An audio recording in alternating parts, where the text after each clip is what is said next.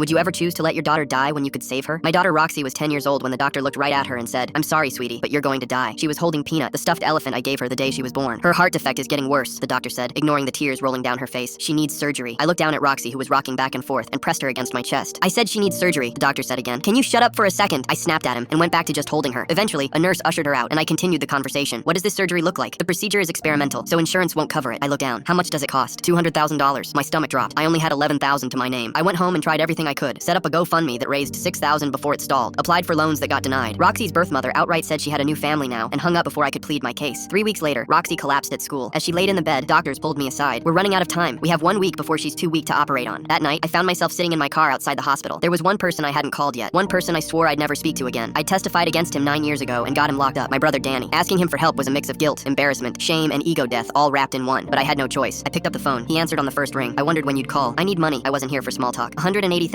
for Roxy." He paused. "Why would I help you?" "Because you owe her." My voice cracked. "She has a heart defect now. From fetal drug exposure. From your crack house. She was 11 months old when I found her crying in a crib surrounded by needles. You left her there." Silence on the other end. Then, "She's still my daughter," Danny said quietly. "So, I'll give you the money." I couldn't believe it. "Thank you, but you owe me." He cut me off. "I'm gonna need a favor soon. When I call, you answer and you don't ask questions." I gulped. You see, Danny was a businessman, and his business was crime. I'm not talking just cannabis possession or extortion either. I'm talking faced charges for conspiracy to human traffic before. So I knew whatever he wanted was going to be serious. But Roxy was getting weaker every day. I had no choice. Fine. The surgery was scheduled for 7 a.m. Danny paid the deposit for the slot, but the hospital was private. They needed the remaining 150,000 by 6 a.m. or they'd cancel. I was in the hospital with Roxy the night before surgery when Danny called. "The job is tonight, 11. You get the money when it's done." I got off the phone and walked back to Roxy's room. She looked up at me. "Dad, will you stay with me tonight? I'm scared." My heart broke. "I have to take care of something, but I'll be back before you wake up." "Promise?" "Promise." I kissed her forehead and walked out. At 11, I pulled into an empty industrial area. The address Danny gave me. A van was waiting. A man handed me a duffel bag. Heavy. "Don't open it." "1 hour. This address." Then he was gone. I started driving, but I couldn't stop thinking about what could be in that bag. 20 minutes in, curiosity won. I pulled over and unzipped the bag. Cash on top. Stacks of hundreds. I breathed a sigh of relief. I could deal with cash, but then I saw it. Under the cash. Passports. 6 of them. I opened one. A girl's face. Age 10. Another. A girl aged 11. 6 girls. All under 13. Different ethnicities. Clearly not related. My hands were shaking. This was trafficking documents. These 6 girls were going to be trafficked, and I was delivering the paperwork to make it happen. I couldn't do this. But then I thought about Roxy. She would die if I didn't do this. She was my daughter's. But then I looked at the pictures of 6 girls again. They were someone's daughters too. I started driving toward the drop. 15 minutes away. Tears were running down my face. Then 10 minutes away, I pulled over. Sat there. Engine running. If I do this, Roxy lives. If I don't, she dies. But those 6 girls. Every time I looked at Roxy, I'd see their faces. I picked up my phone and dialed 911. "I have evidence of human trafficking." My voice was steady. Barely. I gave them my location. They came. Took the bag. I went to the station and told them everything. Danny was arrested that night. I drove to the hospital crying the whole way. Surgery wouldn't go ahead. I sat in the waiting room, waiting to say goodbye to my daughter. But at 5:45, a doctor walked up to me smiling. "Sir, we just received a wire transfer. Roxy is being prepped for surgery now." I went white. The doctor kept talking. "Sir, your daughter is going to live." I stared at him. Then I smiled. I hugged him. I knew exactly who sent the money. Danny. He paid anyway. 8 hours later, the doctor came out of the operating room. "She made it." I broke down. A month later, a letter arrived from prison. "Take care of my daughter."